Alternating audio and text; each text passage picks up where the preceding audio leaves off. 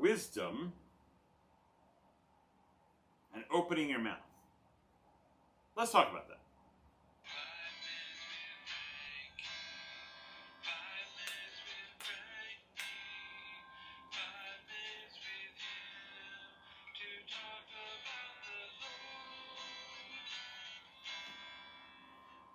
Yeah, good morning, beautiful people. It is Wednesday. Wednesday is a good part of the week. It's the middle of the week. It's hump day. Anyway. Wisdom. Wisdom. Are you wise in the world's eyes, or are you wise in God's eyes? Ooh. So, wisdom is this idea of taking knowledge and using it for the right reason, for the right time, for the right purpose. Wisdom is knowing when to use that knowledge. And as a Christian perspective, our wisdom comes from God.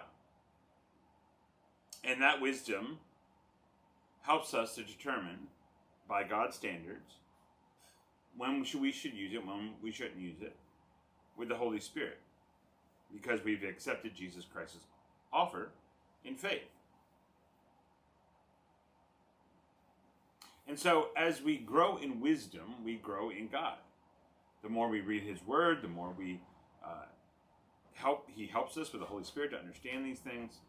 We grow in wisdom.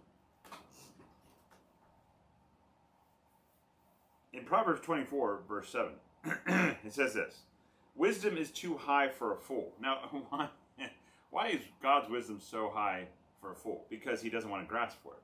He wants to stay at the bottom. He wants to use his knowledge for whatever his heart desires, whatever his flesh desires, whatever his sinfulness wants to do with it.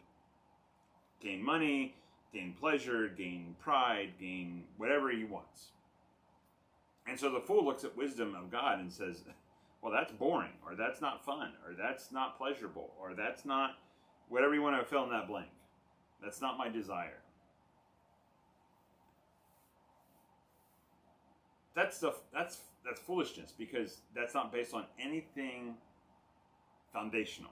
That's just based on feelings. That's just based on whatever they want to have. And so when we come to God's wisdom, it is seriously logical, exceptional, right. It brings about so many social goodness. It brings about so many wonderful things for other people, because you're serving other people. And God's wisdom is pure and right and righteous.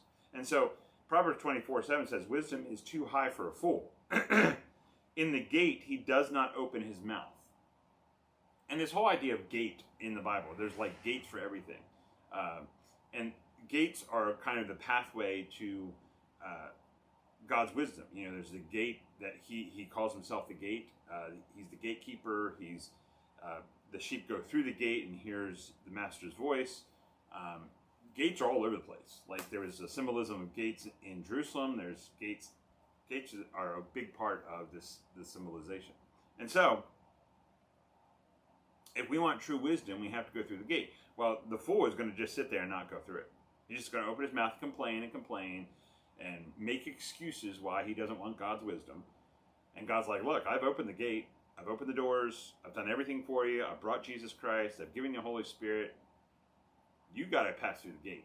That's the only way you're going to get this wisdom. And the fool outside is saying, no, it's too high for me. I ain't doing it. I'm not getting up. I'm going to sit here and do whatever I want to do. That's foolishness. Like, God is the creator of the universe, and yet we're not going to go through the gate. He's not going to force us through the gate. He's not going to pull a rope and like force us in. So Proverbs 24 is very, very true. Wisdom is too high for a fool. In the gate he does not open his mouth. He can't, because God's wisdom is pure. I love you. Jesus loved you too. My encouragement for today is seek God's wisdom. It's much better than anything on this earth. I love you. Jesus loved you too. You have a great Wednesday. Goodbye.